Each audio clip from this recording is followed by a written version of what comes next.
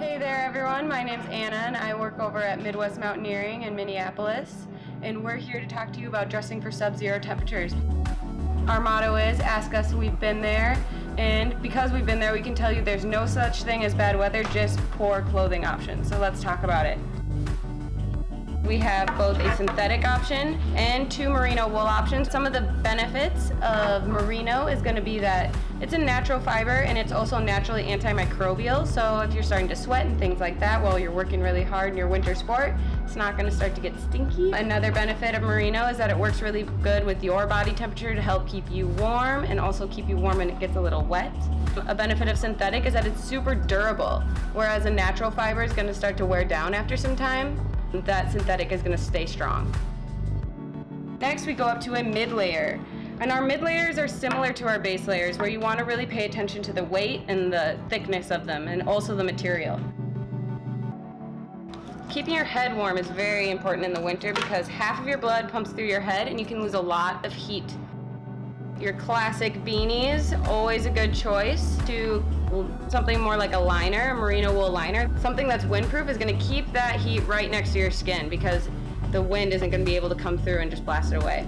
And then we also have something that's big, puffy, insulated, super warm. Something like that is going to be better for ice fishing. If you're a little more sedentary, you're not going to work up a sweat, because if you're working up a sweat in something like this, it's not going to be very fun. Woo! Right, something that's a little less thought of is the buff or the neck gaiter. You want to make sure you talk to someone and make sure that you're buying the one that's correct for the activity you're doing. This is an example of that. This one is windproof pretty much all over except for on the top, and it has a lot of insulation on the inside. It's going to make a lot of warmth all on its own. And hands and feet are just like the rest of your body, where base layer all the way up to shells is a really great option. A liner can be a really great game changer for your hands in the winter. So when you take your hand out of your glove to change the radio station, to change something on your phone, you don't have to be cold because you're wearing your liner under your bigger glove. That said, a mitten is always warmer than a glove. Best decision to make every morning in the winter is to put on a pair of merino wool socks. We have everything from a lot more lightweight, again, to a heavier weight. You're choosing based off the activity you're doing and based off of how warm you run.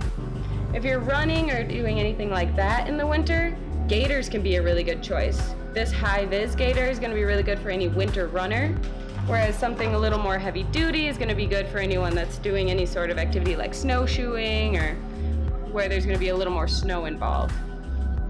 Now finally, onto the exterior. We got to talk about that winter coat. Because when you're talking about insulation, a jacket isn't inherently warm on its own. A jacket has loftiness that your body fills with body heat. So the loftier a jacket is, the more space between my hands, the more space that your body is able to fill with heat. So jackets like these two right here, super warm, they're really high loft. There's a lot of space for your body to fill with body heat and keep you warm.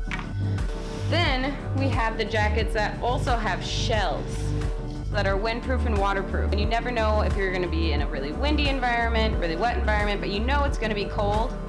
These ones are going to be really great at keeping you warm because the shell is not only going to block wind, it's going to keep the insulation in your jacket away from the wet, and it's also just going to make a really good all-around jacket that's going to keep you super warm.